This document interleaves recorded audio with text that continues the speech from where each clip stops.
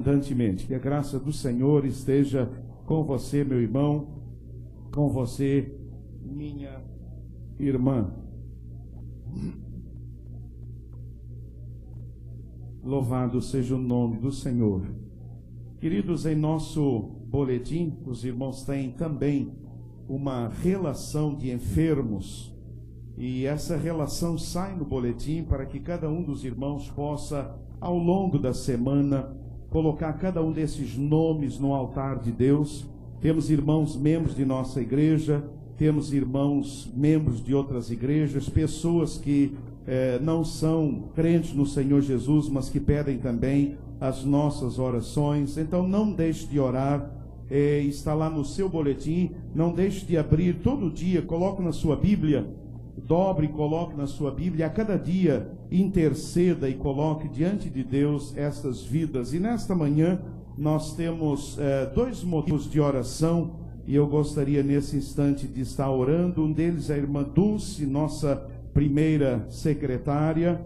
Ela fez uma operação e carece das nossas orações pela sua recuperação. Vamos orar para que Deus esteja com a irmã Dulce, abençoando e guardando a sua vida. E também recebi a notícia que o pai da Carla, é isso, né? Pai da Carla, a Carla, ela é sobrinha da irmã Maria, do irmão Giovanni. Pai da Carla faleceu e naturalmente ela deve estar lá na Bahia, e vamos orar para que Deus esteja também abençoando, Deus esteja socorrendo, Deus esteja consolando estas vidas. Quero convidar você então a curvar a sua cabeça agora e colocar diante de Deus. Irmã Dulce Alves essa irmã querida, e vamos orar também pela Carla, pela família da Carla, também pela irmã Maria, do Giovanni, toda a família que perdeu o seu ente querido, para que Deus esteja abençoando.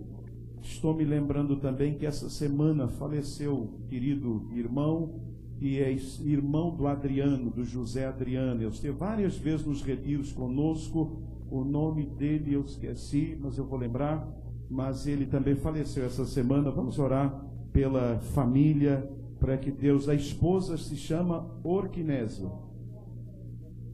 Tá. Ele faleceu, mas a Orquinésia, que é uma querida e amada irmã, então vamos orar também por ela. Orquinésia, Dulce e a família da Carla e da irmã Maria, vamos colocá-los no altar do Senhor nesta manhã. Curve a sua cabeça, ore ao Senhor, e logo após eu estarei encerrando esse momento de oração.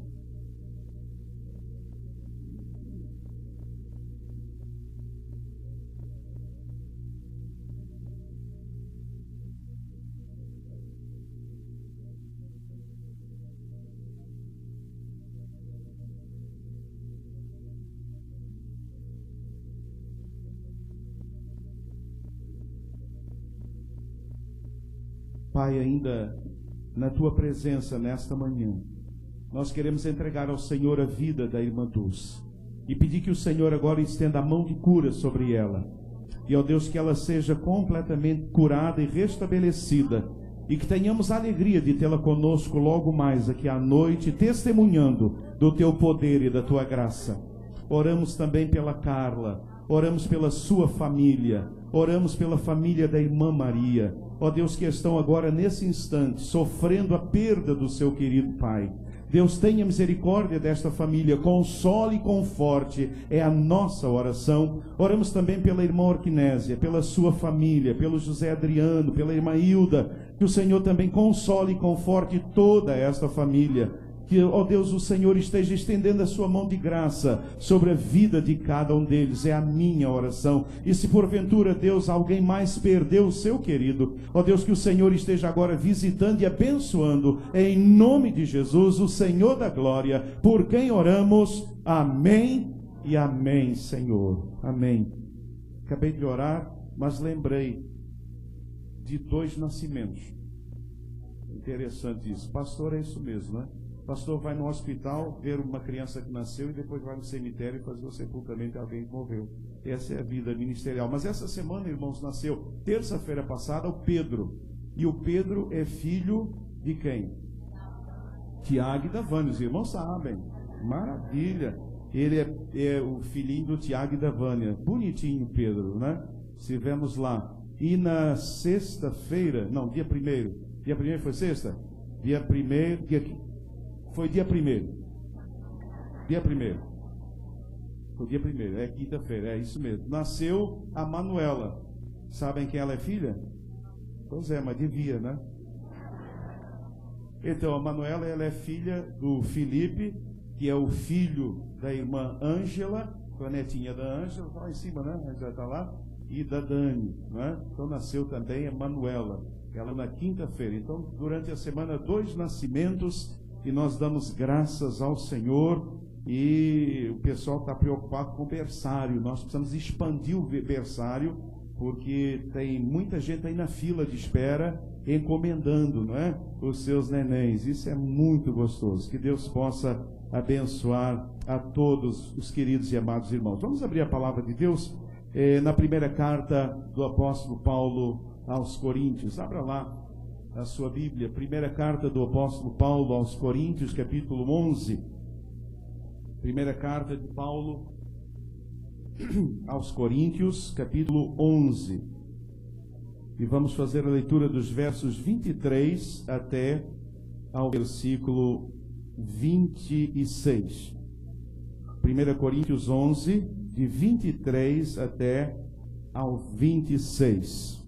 Diz assim a palavra de Deus: Porque eu recebi do Senhor o que também vos entreguei, que o Senhor Jesus, na noite em que foi traído, tomou o pão, e havendo dado graças, o partiu e disse: Isto é o meu corpo, que é por vós. Fazei isto em memória de mim. Semelhantemente também, depois de cear, tomou o cálice, dizendo: Este cálice é o novo pacto do meu sangue. Fazei isto todas as vezes que o beberdes, em memória de mim. Porque todas as vezes que comerdes deste pão e beberdes do cálice, estareis anunciando a morte do Senhor até que ele venha. Que o Senhor abençoe a leitura da sua palavra nesta manhã. Todas as vezes que comerdes deste pão e beberdes do cálice, estareis anunciando a morte do Senhor até que ele venha. Queridos, muitos homens e muitas mulheres ao longo da história deram as suas vidas por causas nobres e por causas elevadas. Isso é bem interessante quando a gente olha a história. Eu peguei alguns exemplos apenas para nos lembrarmos nesta manhã. Por exemplo, Francisco José da Silva Xavier, bem conhecido por todos, o Tiradentes, ele deu a sua vida pela libertação do Brasil do domínio colonial português. E, naturalmente, foi uma vida impressionante. Indo para um outro lugar do mundo, Mahatma Gandhi foi um grande líder pacifista indiano. Ele deu a sua vida pela libertação da Índia do domínio colonial inglês, e uma vida realmente impressionante. Ele teve um exemplo extraordinário, né? A não violência, e com isso ele conseguiu, acabou morto, morreu, deu a sua vida. Simão Bolívar, grande conquistador venezuelano, ele deu a sua vida pela libertação da Venezuela, mas não só Colômbia, Equador, Bolívia e Peru, todos esses países. Bolívar, ele foi um grande conquistador e ele veio a morrer também por causa disso.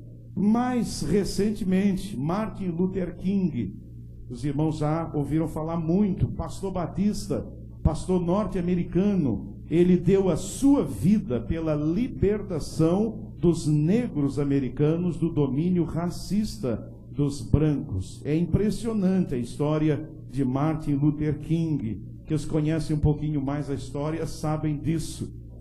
O conselho da igreja estava irritado com um velho pastor sobre o qual não tinham mais ingerência, e acabaram convidando um jovem pastor, pensando: esse nós vamos botar no bolso e vamos fazer dele o que a gente quiser fazer. E chamaram o jovem Martin Luther King Jr. pensando, esse é um jovenzinho, a gente faz dele o que quiser, e a gente o enquadra bonitinho. Mal sabiam eles o que ia acontecer. E Deus o usou de uma forma tão tremenda, e ele foi, na verdade, usado por Deus. Jesus Cristo, há mais de 2000 anos atrás, também deu a sua vida. Todavia, e aqui está a diferença, a morte de Cristo foi diferente de todas as demais mortes. A morte de Cristo foi a morte mais importante que já existiu em todo o cosmos que nos rodeia. A morte de Cristo foi uma morte única. Não há comparação. Não há como comparar Jesus Cristo de Nazaré com qualquer outro homem ou mulher que tenha dado a sua vida nesse mundo por uma causa. E é exatamente sobre o valor e o significado profundo da morte de Cristo que eu gostaria de considerar com vocês nesta manhã. A obra de Cristo recordada na ceia. Irmãos, quando olhamos a ceia, e daqui a pouco estaremos celebrando-a para a glória de Deus, então nós podemos imaginar e pensar na obra maravilhosa de Cristo recordada na ceia. A ceia é um memorial.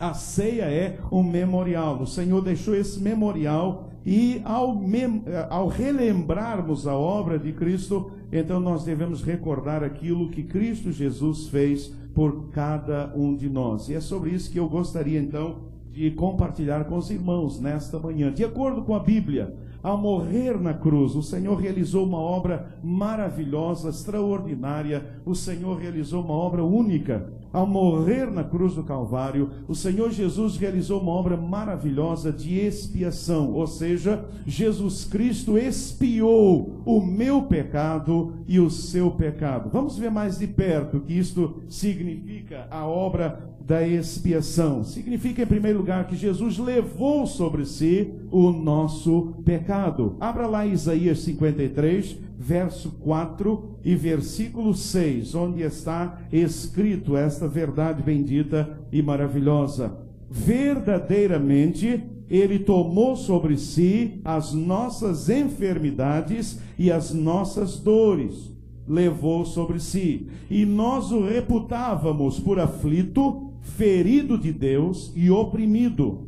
Verso 6. Todos nós andávamos desgarrados como ovelhas. Cada um se desviava pelo seu caminho. Mas o Senhor fez cair sobre ele a iniquidade de todos nós.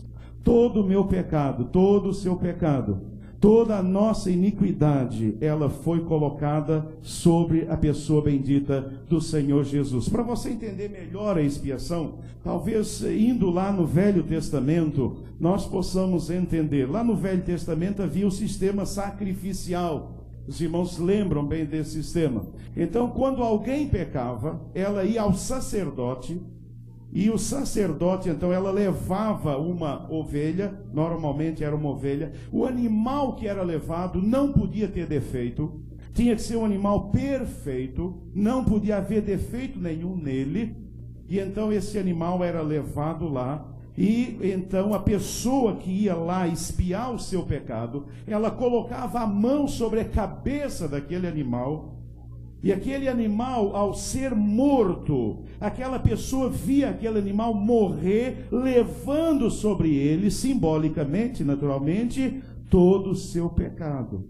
Então foi isso que Jesus fez por nós. Ele levou sobre ele. A Bíblia diz que o sangue de touros, o sangue de ovelhas não pode tirar o pecado de ninguém. Mas isso, irmãos, apontava para a cruz. Então vem o Senhor Jesus Cristo e Ele então leva sobre Ele os meus pecados, os seus pecados.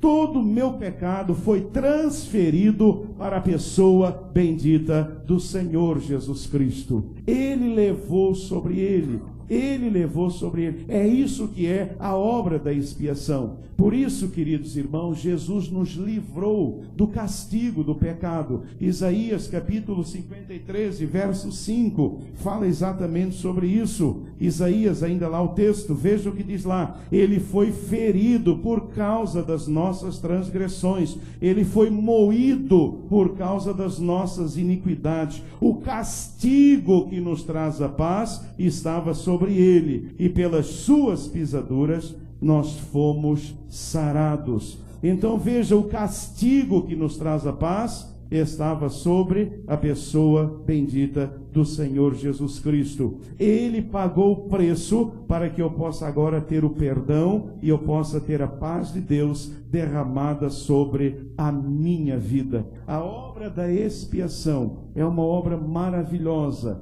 que nos lembra essas duas verdades benditas e extraordinárias. Jesus levou sobre si. Irmãos, nenhum líder, nenhum religioso, isso não se aplica a Buda, não se aplica a Maomé, não se aplica a Lao Tse, não se aplica a nenhum líder religioso. Jesus é único, Jesus é único, é isso que nós precisamos entender. Nós precisamos entender isso. Jesus levou sobre ele o meu pecado, o seu pecado. Jesus não apenas leva sobre ele o pecado, mas ele nos livra do castigo, da pena do pecado. Aquilo que eu merecia levar, o castigo que me traria a morte, Jesus levou sobre ele. Essa é a obra maravilhosa da expiação. Hoje, quando qualquer pessoa olha para Jesus e crê que Jesus pagou o preço do seu pecado e confia em Jesus e entrega a sua vida a Jesus, essa pessoa é salva pelo poder de Deus. E essa é a mensagem evangélica, essa é a mensagem que pregamos. Então, nesta manhã, queridos, ao participar da ceia,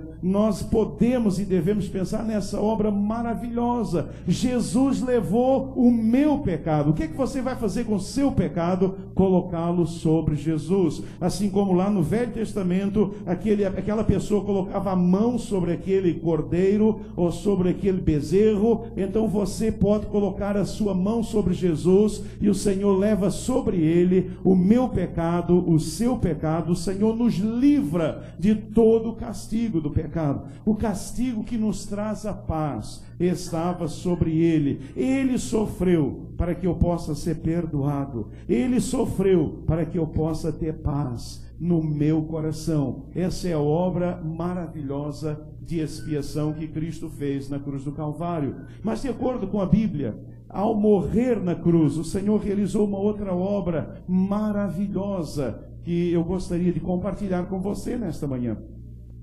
É uma obra de redenção. A palavra redenção é uma palavra técnica da época, é uma palavra jurídica daquela época. A palavra redenção tem o mesmo sentido de resgate. O Senhor Jesus, ao morrer na cruz do Calvário, ele nos resgatou. Mas como? Ele pagou o preço. E aqui qual é a ideia? A ideia é o mercado de escravos. As pessoas estão lá no mercado de escravos e alguém chega lá e paga o preço daquele escravo, mas não para ser seu escravo, para lhe dar a liberdade. Alguém vai lá, compra aquele escravo e agora dá a carta de alforria e diz: eu comprei a sua liberdade, você agora é livre. Foi isso que o Senhor Jesus fez conosco. Ele pagou o preço. Abra lá em Gálatas, capítulo 3 e versículo 13. E veja o que diz a palavra do Senhor. Cristo nos resgatou da maldição da lei, fazendo-se maldição por nós. Porque está escrito: maldito todo aquele que for pendurado no madeiro. Que preço Jesus pagou? Ele pagou o preço da maldição. Ele pagou o preço de se fazer maldição por nós. E o preço, naturalmente, foi a cruz do Calvário. Porque lá na cruz, naquela morte horrenda, o Senhor se tornou maldito. E Ele fez isto para pagar o preço do meu resgate, do seu resgate, a nossa redenção. E por isso agora nós somos livres da escravidão do pecado. Abra lá em Romanos capítulo 6, verso 17 e 18, e veja o que diz lá a palavra de Deus. Romanos 6, 17 e 18. Mas graças a Deus, que tendo sido servos do pecado, obedecestes de coração à forma de doutrina a que fostes entregues, e libertados do pecado, fostes feitos servos da justiça. A obra de redenção é essa obra em que o Senhor Jesus pagou o preço.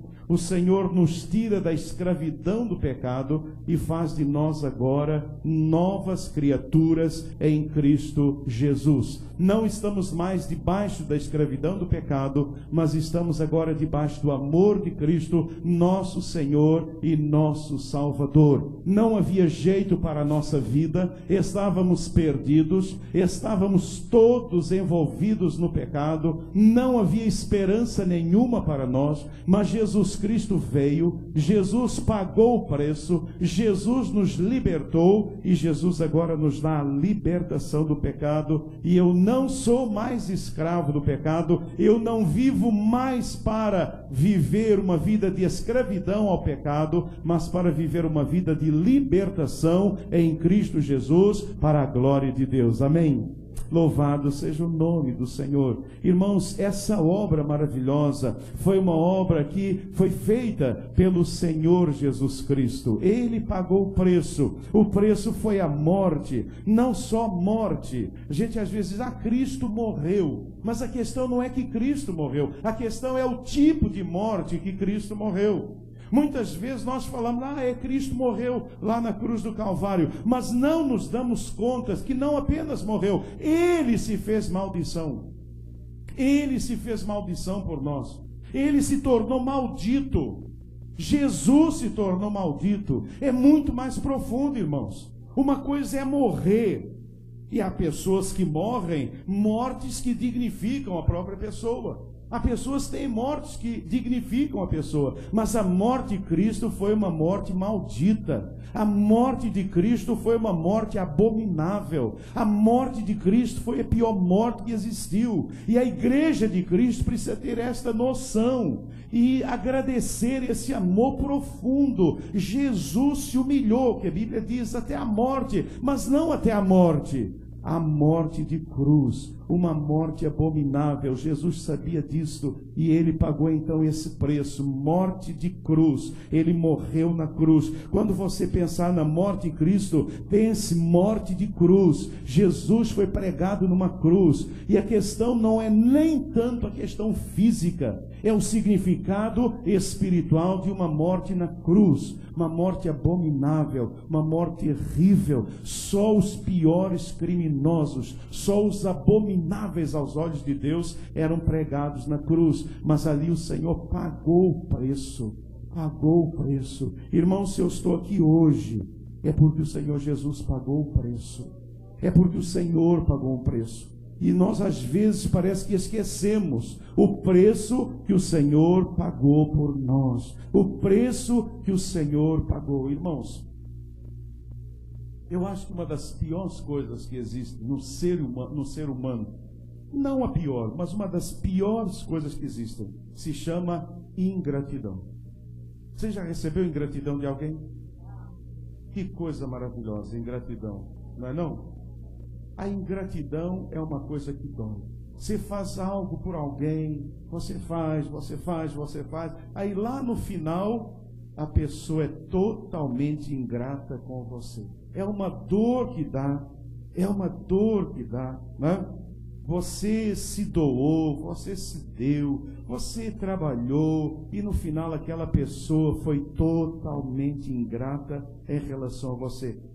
Dói, a ingratidão dói. Então você pode imaginar o quanto está doendo em Jesus a sua ingratidão? Você pode imaginar o quanto está doendo em Jesus a minha ingratidão? Irmãos, como muitas vezes temos sido ingratos, em relação ao Senhor, não dando honra a Ele, não dando glória, não servindo, não adorando como deveríamos adorá-lo, esquecendo dessa obra maravilhosa de redenção, esquecendo que o Senhor pagou um preço, que o Senhor me livrou. Eu era escravo do pecado e hoje eu sou livre. Por isso eu gosto tanto daquelas músicas, eu sou livre, porque aquilo é verdade mesmo. Eu sou livre em Cristo Jesus. Ao participar da ceia, eu preciso lembrar desta manhã: Deus, obrigado, porque Jesus pagou esse preço. Obrigado, Deus. E Senhor, se há alguma ingratidão em mim, Senhor, se eu tenho vivido uma vida de ingratidão, Senhor, me revele nesta manhã. Me revele nesta manhã. Querido, quando você vive no pecado, você está sendo ingrato. Você está crucificando Jesus de novo. Você entende a questão do pecado? Quisera eu que a questão do pecado fosse uma questão de igreja tradicional, igreja pentecostal. Quisera eu que a questão do pecado fosse uma questão eclesiástica.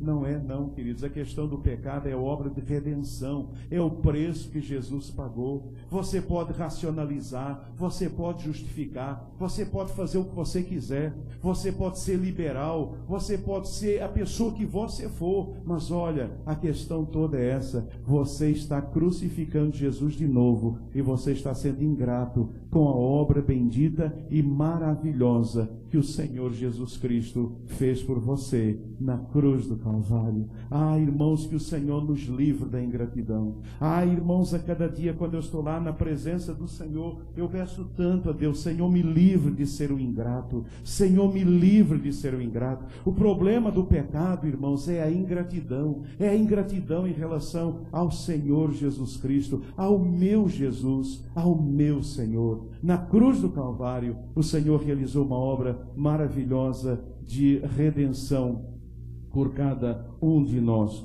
Mas, diz a palavra de Deus, e acho que meu negócio aqui, peraí, que a bateria, pode passar, isso, obrigado. De acordo com a Bíblia, ao morrer na cruz do Calvário, o Senhor realizou uma outra obra maravilhosa. Vamos ver qual é? Uma obra maravilhosa de propiciação. Irmãos, uma obra maravilhosa de propiciação que o Senhor Jesus realizou lá na cruz do Calvário. Sabe que obra é essa, irmãos? Pode passar, por favor? Obra de propiciação. Jesus satisfez o caráter justo de Deus. 1 João capítulo 2:2 e versículo 4:10. Abre lá a palavra do Senhor e vamos ler esse texto. 1 João 2:2 e depois 4:10. Veja o que diz lá a palavra do Senhor.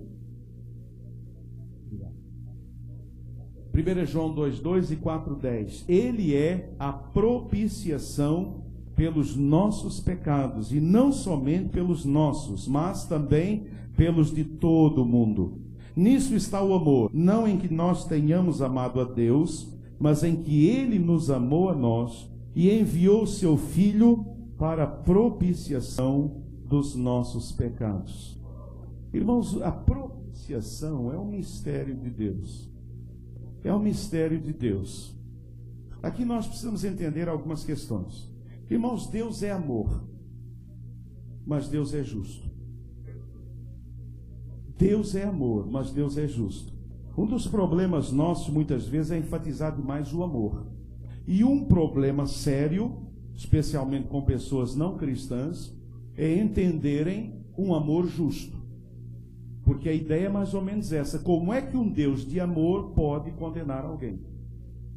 Esse é o grande problema. É porque um Deus de amor que não condenasse, ele não seria amor. Porque o amor sem justiça não é amor. O nosso amor normalmente não é amor. É por isso que nossos filhos são monstros. Nós normalmente geramos monstros porque nós os amamos sem amor. O problema nosso humano é que nós amamos sem amor. Nós nos amamos nos outros, nós não amamos os outros. Amar os outros é diferente.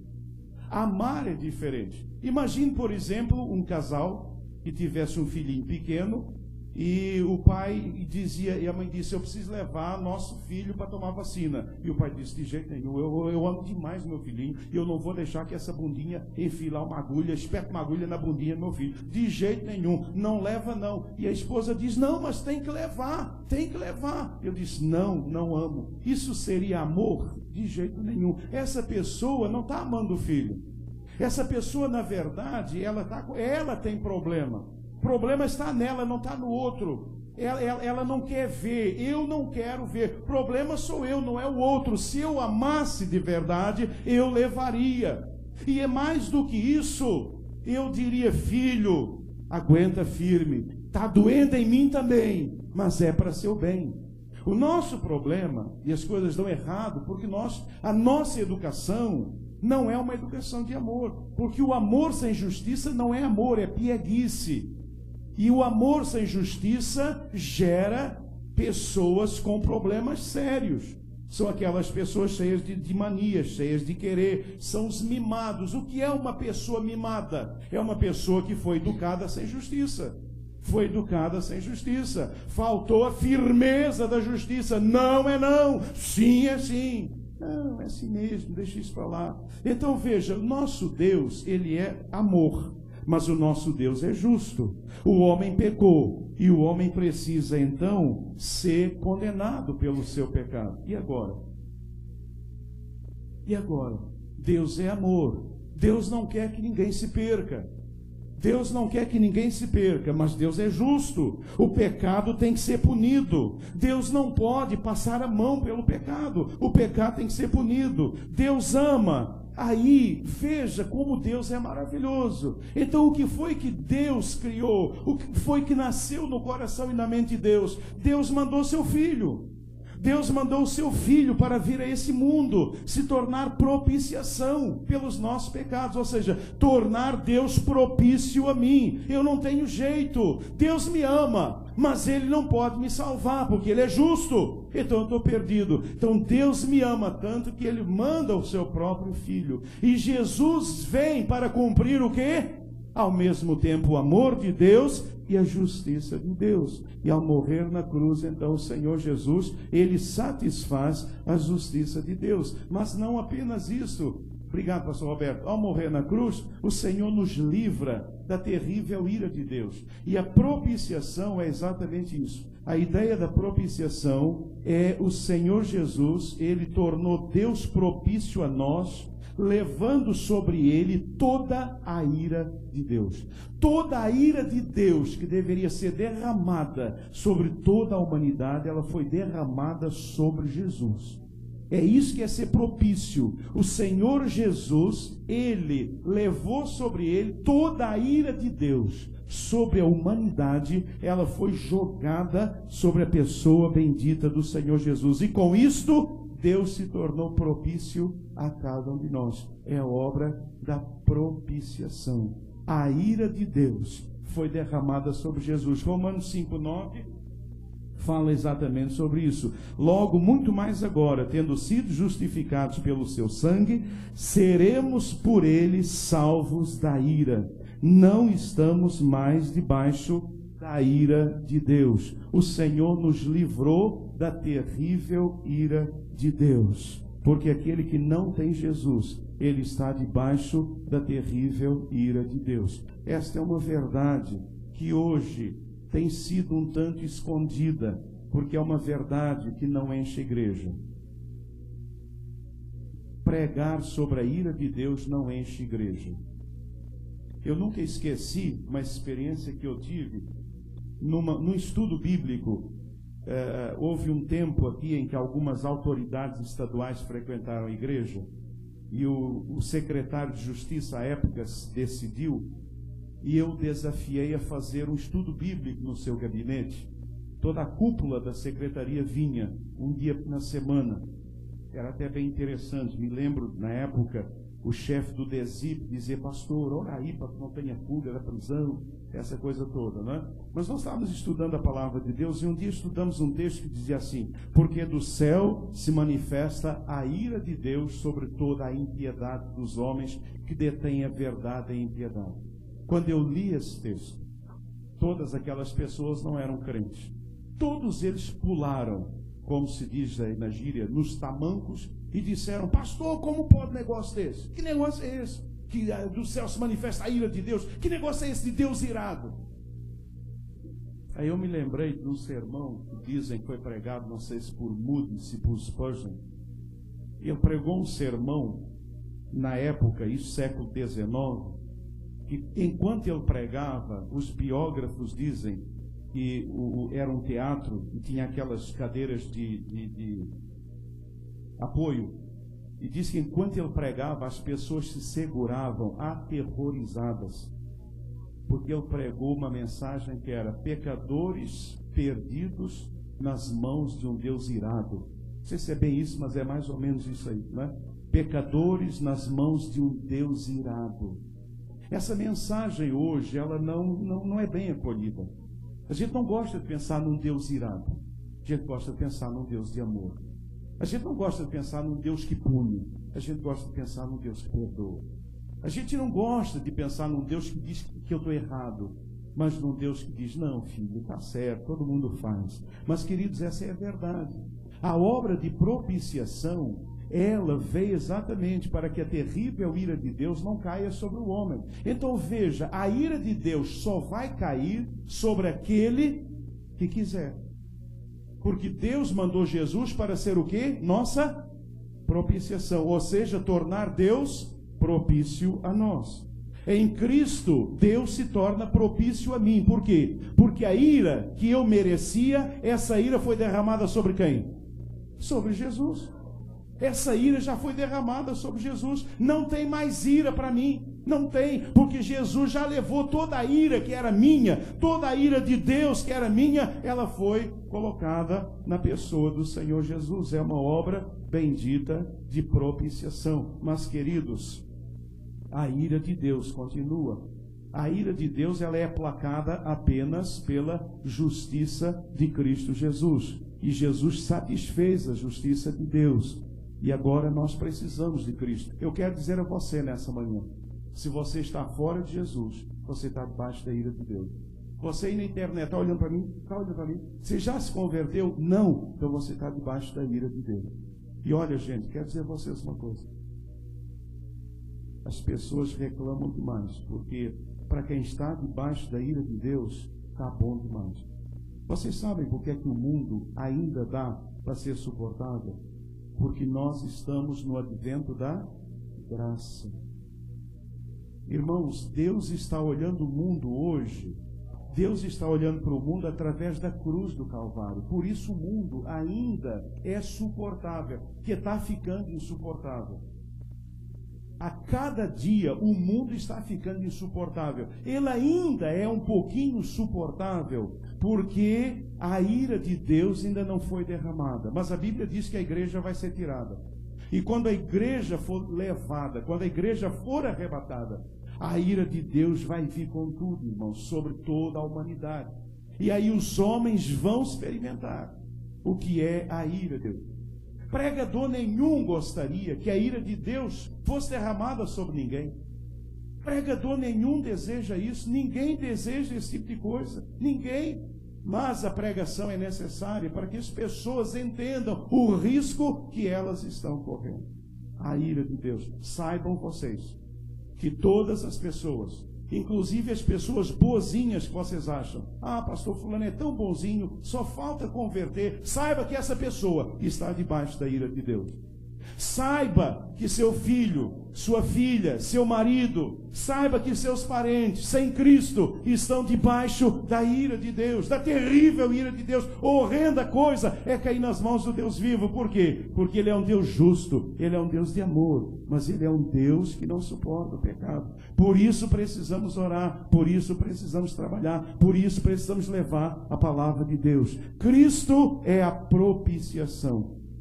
Em Cristo Jesus, Deus se torna propício a todo aquele que o recebe como único e suficiente Salvador. Mas há uma quarta obra maravilhosa que Cristo, ao morrer, realizou e que nós estamos celebrando e recordando nesta manhã. É uma obra bendita, é uma obra maravilhosa de reconciliação. Jesus possibilitou a nossa volta para Deus. Abra lá em Coríntios, 1 Coríntios, capítulo 2 Coríntios 5, 8, 2 Coríntios 5, 18 e 19. E tudo isto provém de Deus, que nos reconciliou consigo mesmo por Jesus Cristo e nos deu o ministério da reconciliação. Isto é, Deus estava em Cristo, reconciliando consigo o mundo, não lhes imputando os seus pecados, e pôs em nós a palavra da reconciliação. Irmãos, não há outro meio de reconciliação com Deus a não ser através da pessoa bendita do Senhor Jesus. Deus estava em Cristo reconciliando consigo o mundo, não lhes imputando os seus pecados, porque eles foram imputados a Jesus, e pôs em nós a palavra da reconciliação. Não há outro meio de chegar a Deus a não ser através da pessoa bendita do Senhor Jesus Cristo. Vocês entendem, queridos, que toda a salvação, só o Evangelho prega a salvação pela fé. Todas as religiões pregam salvação pelas obras. Todas as religiões pregam salvação pelas obras. Por quê? Porque falta Jesus Cristo. Ou é Jesus ou obras. Vocês entendem? Todas as religiões do mundo, qualquer religião do mundo, prega salvação pelas obras. Como é que a pessoa se salva? Fazendo obra, praticando coisas boas. Aliás, esse é o melhor método. É isso que nós desejamos como humanos. Não há nada que nós mais desejemos do que salvação pelas obras. É a melhor coisa que tem, é você, porque além daquilo que você faz, você ainda pode se mostrar para os outros. Está vendo as obras que eu estou fazendo? Olha, eu sou muito religioso. Todas as religiões do mundo, gente, é salvação pelas obras. Salvação pelas obras é a negação da obra da cruz do Calvário. Quem crê em obras, salvação pelas obras, nega a bênção do Calvário. Nega Jesus Cristo. É isso que nós precisamos entender. As coisas estão interligadas, interlaçadas. A pessoa que crê na salvação pelas obras, irmãos, eu respeito, nós respeitamos pessoas de outras religiões, os espíritas, os sei lá o que, os católicos, apostólicos, romanos, e sejam qual for a sua religião, a gente respeita a religião, mas salvação pelas obras é negação da cruz do Calvário, é negação dessa obra. É a negação da obra de Cristo. Ou você crê em obras ou você crê em Cristo. Só que pelas obras ninguém salva. Pelas obras ninguém chega a Deus. Pelas obras. Mas eu ouço tanto crente dizendo: mas pastor, não é possível, uma pessoa é tão boazinha. Gente, vamos para a Bíblia. Bom mestre, que bem farei. Qual foi a resposta de Jesus? Por que me chamas bom? Não há bom senão um só, que é Deus. Gente, nós precisamos conhecer Bíblia. É por não conhecer Bíblia que nós somos envolvidos. Pastor, mas fulano é tão bonzinho. Quem falou para você que fulano é tão bonzinho?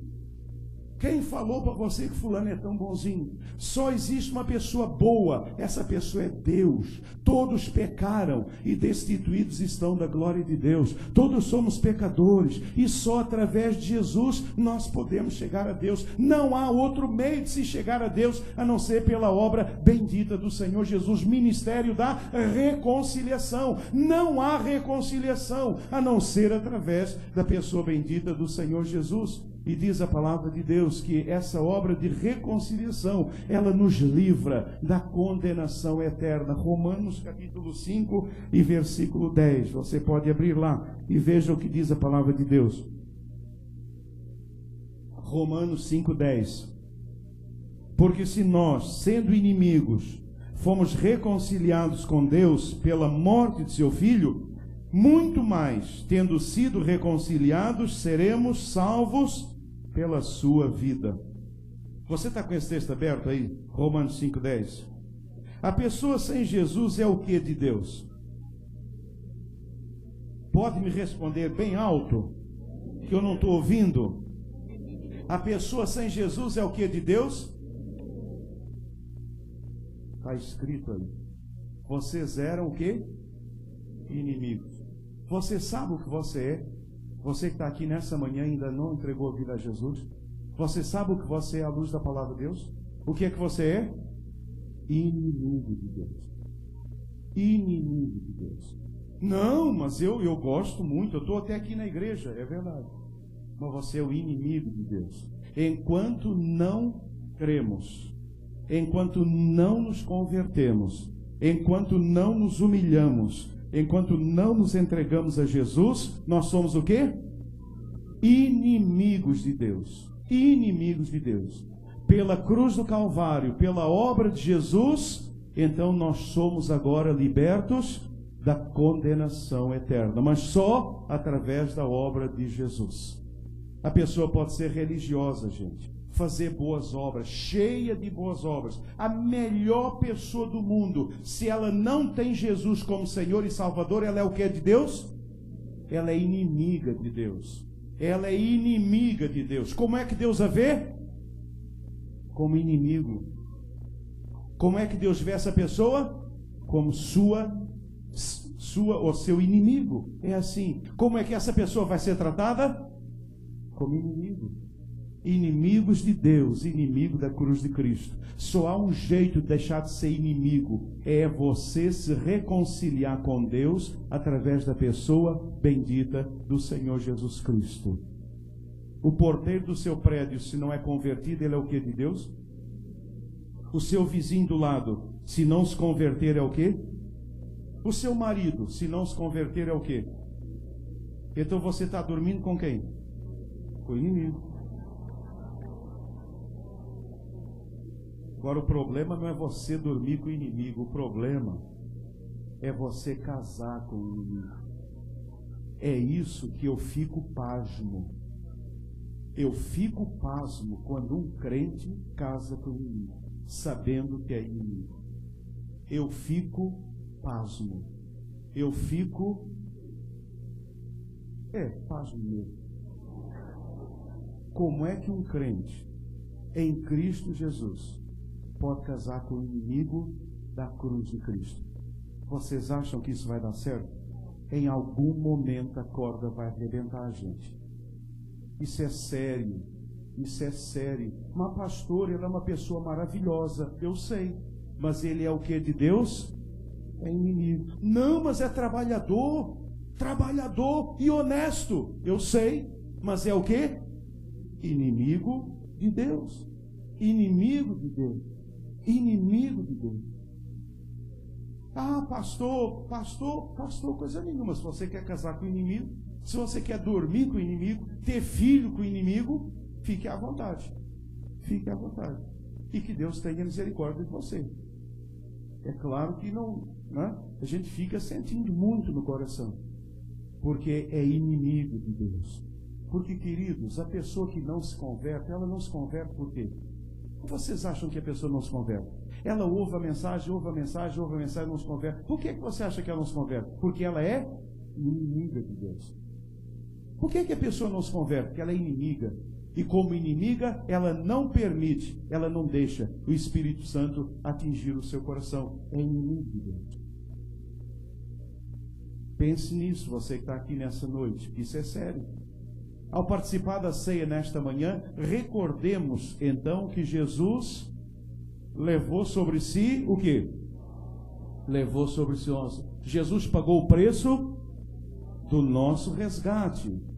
Jesus satisfez o caráter justo de Deus. E Jesus nos livrou da condenação eterna. Lembra disso? Levou o meu pecado, pagou o preço, satisfez o caráter justo de Deus, tornando propício a mim, me livrou da condenação, nos reconciliou. Mas nós precisamos ainda nessa manhã recordar algo mais, que Jesus nos livrou de quê? Do castigo do pecado, nos livrou da escravidão do pecado, da terrível ira de Deus e a pessoa sem Cristo, ela está debaixo do castigo do pecado, ela está debaixo da escravidão do pecado, ela está debaixo da terrível ira de Deus, ela está debaixo da condenação eterna. Ao participar da ceia nesta manhã, agradeçamos, regozijemo-nos e nos alegremos na maravilhosa obra de Cristo na cruz por cada um de nós.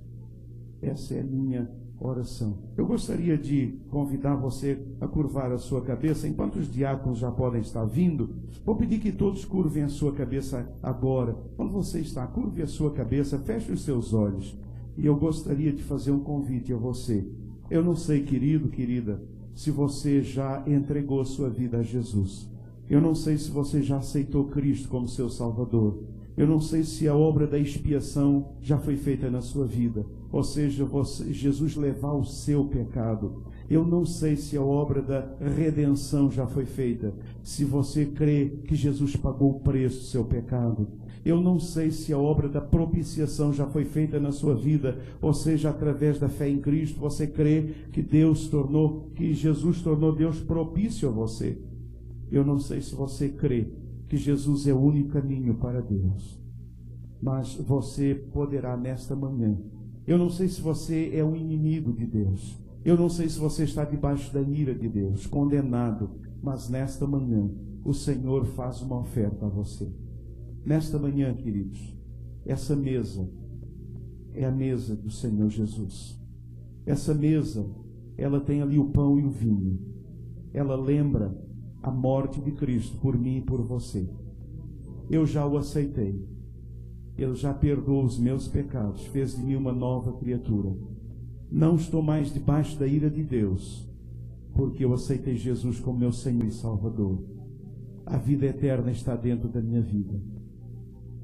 A incerteza se tornou certeza. Não sou mais inimigo. Agora sou filho de Deus. Agora sou amigo de Deus. Eu não sei como você que chegou, mas se porventura o Espírito Santo tocou o seu coração, e nesta manhã você gostaria agora de entregar a sua vida ao Senhor Jesus. Se você foi tocado por Deus, se o Espírito de Deus te tocou, e você sabe disso, se você foi tocado nesta manhã, enquanto estamos todos de cabeça baixa, de olhos fechados, eu gostaria que você levantasse uma de suas mãos bem alto, dizendo: pastor, nessa manhã eu estou entregando a minha vida ao Senhor Jesus. Quantos nesta manhã estão entregando a sua vida a Jesus? Ouviram a mensagem, foram tocados e desejam entregar agora a sua vida a Cristo Jesus? Há alguém aqui nessa manhã que deseja entregar a sua vida a Jesus? Onde você está, de cabeça baixa, levante uma de suas mãos bem alto. Eu quero orar por você. Deus abençoe, querido. Há mais alguém nessa? Deus abençoe, Deus abençoe. Deus abençoe, Deus abençoe. Deus abençoe a senhora. Deus abençoe você lá na galeria. Há mais alguém nessa manhã?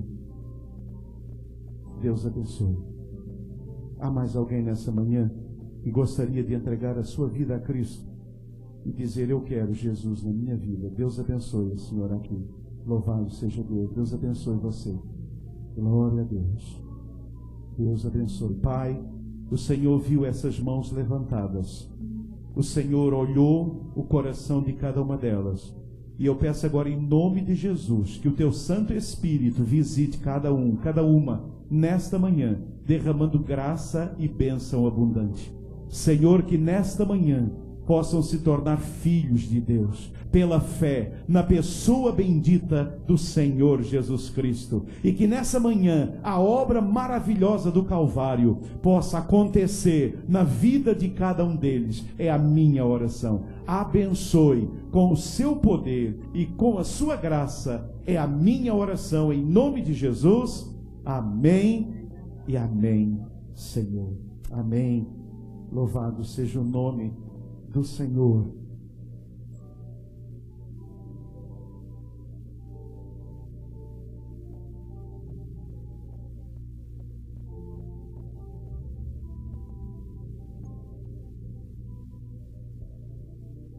Queridos, o Senhor Jesus, na noite em que foi traído, tomou o pão e, havendo dado graças, o partiu e disse: tomai, comei, esse pão é o meu corpo que é dado por vós. Fazei isto todas as vezes que o comerdes, em memória de mim. Porque todas as vezes que vocês comerem esse pão ou beberem esse cálice, estarão anunciando as bênçãos da morte do Senhor até que Ele venha. E nessa manhã recordamos algumas destas bênçãos para a honra e glória do nome do Senhor. Vamos ficar de pé e vamos orar, agradecendo ao Senhor esse momento. Eu quero convidar a diaconisa Irmã Gleides para nos elevar a Deus nessa palavra de oração. Pai de amor, nós estamos diante da Tua presença, no Teu altar. Senhor, como Tua igreja, Senhor, a Tua noiva que espera pela volta de Jesus. Deus, nesse memorial, nós estamos reconhecendo a morte e a ressurreição de Jesus pelos nossos pecados, o sangue que foi derramado pelo meu pecado, Pai. E nós, Senhor Deus, queremos, como o pastor falou, Senhor, queremos nos santificar para sermos parecidos contigo, Senhor. A cada dia, Senhor, as nossas vestes possam clarear e clarear, Senhor, para nos prepararmos para o dia da boda com o Cordeiro, e que nós iremos contigo, Senhor, para vivermos na eternidade, louvando e glorificando o Teu nome. Senhor, muito obrigada pelo Teu sacrifício na cruz, que a cada dia, Senhor, nós possamos nos lembrar desse sacrifício, o nosso eu possa morrer, para que o Senhor viva cada vez mais nas nossas vidas. Nós oramos em nome de Jesus. Amém. Glória a Deus. Irmãos, podem todos assentar.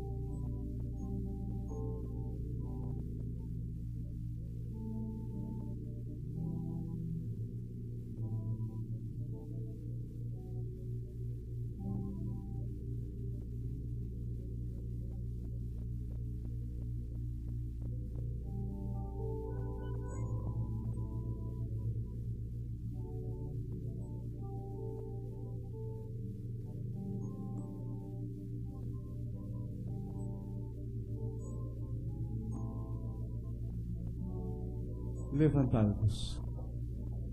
Querida igreja, noiva de Cristo, em memória de Jesus e cumprindo a sua ordem dada a nós, comamos todos o pão.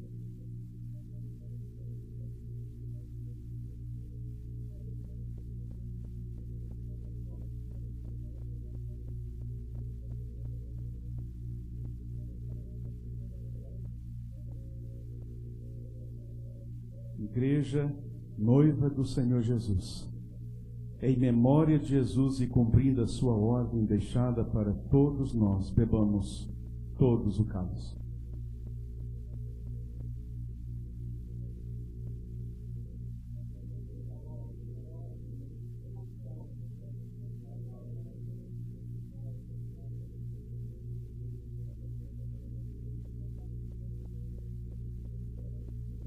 Deus louvado, bendito, exaltado e glorificado seja o teu nome nesta manhã.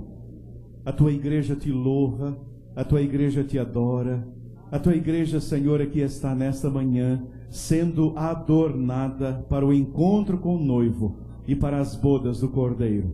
Senhor, nos ajude a sermos como aquelas virgens prudentes. Senhor, que nunca falte o óleo nas nossas candeias, que sejam alvas as nossas vestes, que nunca falte o azeite sobre a nossa cabeça, que possamos vigiar e orar e estar preparados para a vinda do noivo. Deus, que essa igreja seja uma igreja alerta, desperta, que ame e deseje a volta do noivo. Nos abençoe, Senhor. Queremos sair daqui nesta manhã com alegria no nosso coração, enriquecidos por esse momento tão especial. E Deus querido, que Ele nos leve para a cruz do Calvário e que ali, Senhor, possamos viver uma vida para agradar o Senhor Jesus, o nosso Senhor, o nosso Salvador. Deus, nos ajude a caminhar uma vida pura, uma vida agradável aos teus olhos. Senhor, nos santifique a cada dia. Deus, tire de nós tudo que não lhe agrada e nos ajude a viver uma vida para a glória do seu nome, porque esta é a nossa oração, no nome santo, no nome bendito, no nome invencível, no nome que é sobre todo nome, no nome diante do qual todo joelho se dobrará. No nome de Jesus oramos, e todo o povo de Deus disse amém e amém, Senhor. Amém. Que Deus nos abençoe. Os irmãos podem orar e estaremos encerrando com uma música, e logo após quero convidá-los a permanecer mais alguns instantes, os membros da igreja, porque teremos uma assembleia e precisamos da sua presença conosco. Que Deus nos abençoe rica e abundantemente.